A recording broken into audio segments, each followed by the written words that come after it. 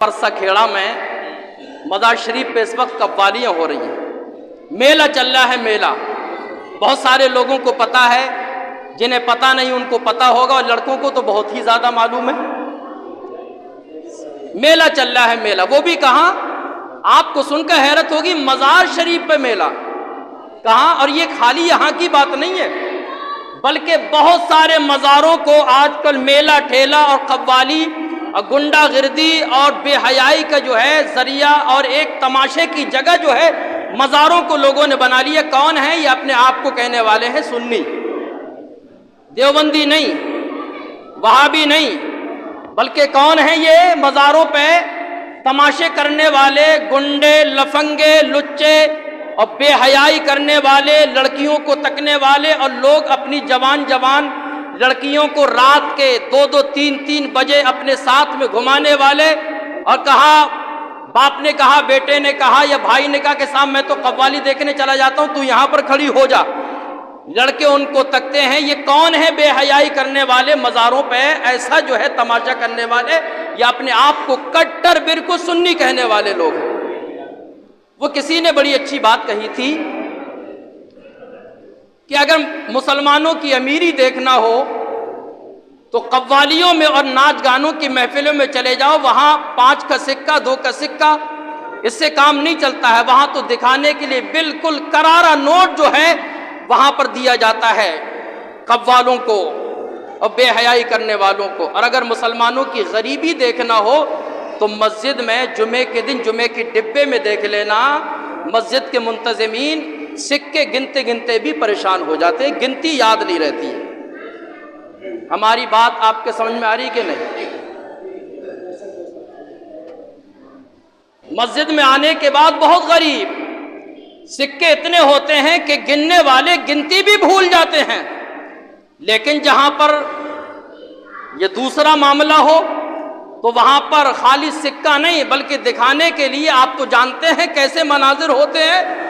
यह है मुसलमानों की सोच, यह है मुसलमानों की अमीरी गरीबी का मेयार कि मस्जिद में गरीब और मस्जिद के हट से दूसरी जगहों पे बहुत मालदार हो जाता है, चाहे हो हकीकत में गरीब, लेकिन वहाँ पर अपनी अमीरी दिखाने के लिए उसे जताना है। मस्जिद में इतने गरीब हो जाते हैं कि मस्जिद में सिक्का ही तलाश करना है, घर से जो है सोच के ही आना है। आपने पहले देखा होगा, आज तो जो है छोटे छोटे बच्चे भी घर में इतना बीमार होते हैं।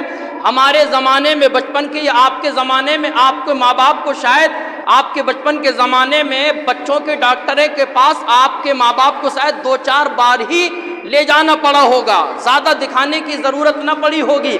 हमने देखा था कि लोग और औरतें मस्जिदों के दरवाज़ों पे खड़ी हो जाती थी कि नमाजी नमाज पढ़ के निकलेंगे, इनकी ज़बान से ज़िक्र खुदा हुआ, इन्होंने तस्बीह पढ़ी है, दुरूद पढ़ा है, अल्लाह का नाम लिया है, सुबहाना पढ़ा है, अल्हम्दुलिल्लाह पढ़ा है, तो इस नमाजी की ज़बान में ऐसा असर पैदा हो गया। लोगों के जहन ऐसे थे कि मस्जिदों के दरवाज़ों पे बच्चों को दम कराने के लिए ले जाते थे, उसी से, दुरूद से, कलमे से और नमाजी के फूंक से ही असर हो जाता था, बच्चे अच्छे हो जाते थे, किसी डॉक्टर के पास जाने की ज़रूरत नहीं पड़ती थी। आज डॉक्टरों के यहाँ पर हॉस्पिटल में और अस्पतालों में बहुत सारे बच्चे आपको बीमार, बहुत सारे लोग आपको बीमार।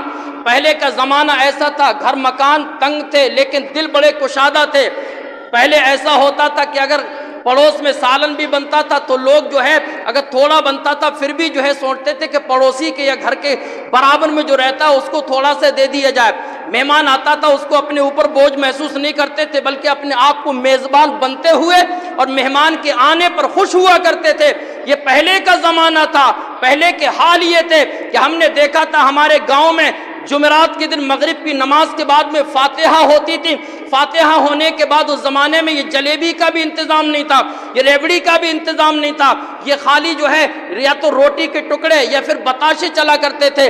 औरतें अपने घरों में फातिहा का एहतमाम करके बच्चों को खासकर इस वजह से भेजा करती थी कि जाओ बच्चों घर के बाहर न्याज बांट आओ। तो वह गाँव की ज़बान में लोग कहा करते थे, लो बच्चों न्याज ले ले आओ, लो बच्चों न्याज ले लो। ये गांव की बोली थी, यानी पहले तकसीम करते थे, पहले बांटा करते थे।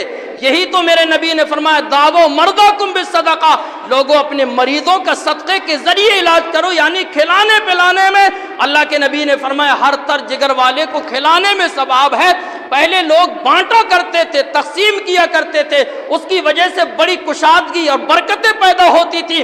آج پہلے کا زمانہ آپ نے دیکھا ہوگا کہ اگر تھوڑی سی سبزی بھی لینے جاتے تھے تو سبزی دی تو دھنیا تھوڑا سا الگ سے ہی ڈال دیا کرتے تھے۔ آپ تو دھنیا بھی آپ کو کوئی الگ سے نہیں ڈالے گا، کم سے کم 5 یا 10 روپے کا دے دا۔ پہلے جو ہے قصاب حضرات آتے تھے گاؤں میں جو ہے گوشت بیچنے کے لیے، تو ایک آدھ بوٹی ایسی ہی ڈال دیا کرتے تھے۔ تھوڑی سی آپ آٹا چاول لینے کے لیے گئے، جتنا تولا وہ دیے، لیکن تھوڑا سا الگ سے بھی ڈال دیا کرتے تھے۔ اب اس میں کیا ہو گیا؟ تجارت، بزنس، کمائی، کاروبار۔ اب آپ کو ایسے نہیں دے گا کوئی۔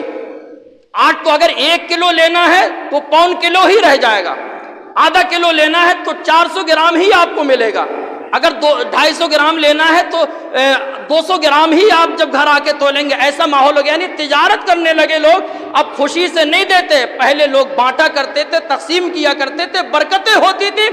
آج بانٹنا شروع کر دیا، بانٹنا ختم کر دیا، تقسیم کرنا شروع کر دیا تو محدود ہو گئے، برکت ختم ہو گئی۔ چیز زیادہ ہے لیکن پھر بھی جو ہے برکت نہیں ہو رہی ہے۔ بانٹیں، تقسیم کریں، دیں خدا کی راہ میں۔ پیسہ لاکھ کمانے کے لیے، دھن بڑھانے کے لیے انویسٹ کرنا پڑتا ہے، خرچ کرنا پڑتا ہے۔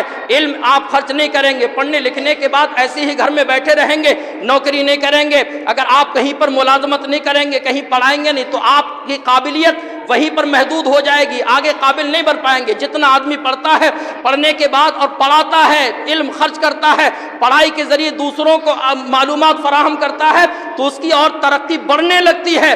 ایسے ہی مال کا معاملہ ہے، راہ خدا میں جتنا انویسٹ کیا جاتا ہے، جتنا خرچ کیا جاتا ہے، مال بڑھتا نہیں ہے۔ اگر آپ بینک میں رکھ دو، لوگ کہتے ہیں پیسے کو پیسہ کماتا ہے، آپ نے پیسے کو وہیں پر ایک جگہ محدود رکھا، آپ نے کاروبار نہیں کیا، کاروبار میں نہیں لگایا، تو آپ وہیں پر رہ جائیں گے، پیچھے رہ جائیں گے، یعنی بڑھ نہیں پائیں گے۔ پیسہ خرچ کریں گے تو آپ کا بڑھتا رہتا ہے، ترقی ہوتی رہتی ہے، اضافہ ہوتا رہتا ہے۔ ایسی ہی راہ خدا میں خرچ کرنے کی مثال ہے، جمعے کے دن 10 روپے خلوص للہیت کے ساتھ دیں گے تو جیسے دنیا میں بڑھتا ہے خرچ کرنے سے، راہ خدا سے بھی آپ کو بڑھتا ہی ملتا چلا جائے۔